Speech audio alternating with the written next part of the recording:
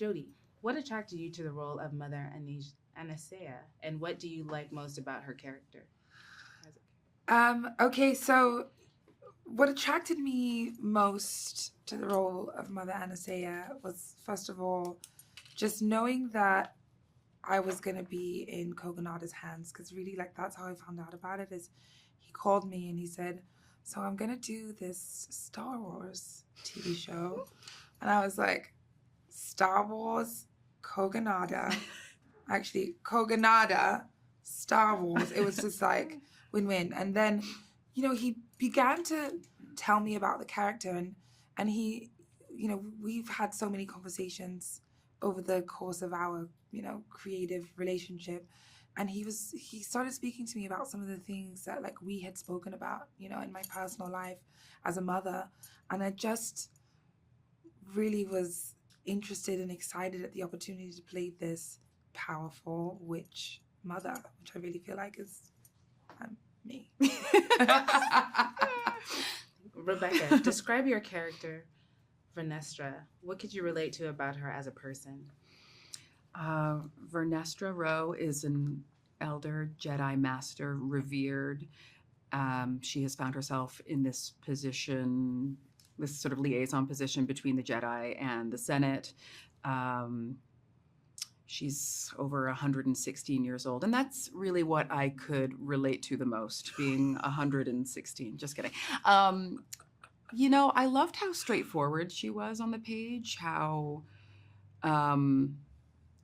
she just was, I think because of her age and because she sort of feels as if she's seen it all, she's just, taking care of things. And I really liked how economical she was with her energy and her time. And I love the way the character develops over the course of the season. Jodie, tell us a little about Mother Aniseya's motivations and her powers. So,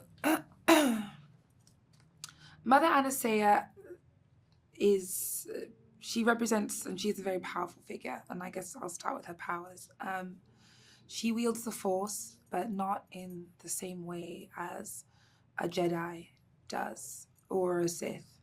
I think what makes her powerful, and that's what kind of drew me to her as well, is that she is seeking to protect her family. Her coven, the Witches of Brendok, their way of life, which is in many ways threatened by the Jedi because it doesn't exist in like, if you would say that there's sort of this binary of like what makes sense for a person who's using the Force, they don't exist in that space. And so because of that, like with any unknown, right, it's a threat because we don't understand it. And I think she knows that. And because of that, she's fiercely protecting those around her. Her powers of creation are unmatched. And that also makes her someone who needs to be very careful about what she's teaching and how she's protecting those around her. How does it feel to be part of Star Wars? What did you enjoy most about the experience? Oh God. I am so excited to be a part of this show. I am so excited for people to see what Leslie Headland has made. As I came onto the project, I obviously know about Star Wars and have seen everything, but I think going to Celebration is what really, just brought home what this means to people. I found it incredibly moving. I could not stop crying the entire weekend, even just pulling up to like the stadium we were in, families in, all dressed up together. I just started crying. So it means a lot to be a part of the universe, and I'm so excited for the premiere tonight. Yes, it means a lot to be a part of this. And what makes it mean the most is seeing how much it means to so many people across generations, across cultures, across any sort of defining characteristic about a human being. You'll find a Star Wars fan in every walk of life. Mm-hmm. And I think that's something that makes it so special. And then to get to create a world that is adding something to the universe that people haven't necessarily seen before, that's really exciting. I just can't wait for people to see it. I think I know that one of the biggest things that struck me when I joined this project was how fierce of a star we had in Amandla.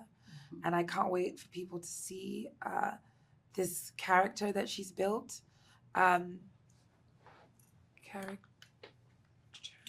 can I say that? Yeah, you can. These characters that she inhabited in two completely different ways, and with such not only an emotional and spiritual, you could see that she was taking an emotional and spiritual path into it, but also an intellectual path. I mean, when I stepped onto this project, I read an essay that she had, a couple essays that she had written about her characters, and I've just never seen anybody approach anything that way. And I'm so excited for people to meet her and to see what this all is about and be blown away.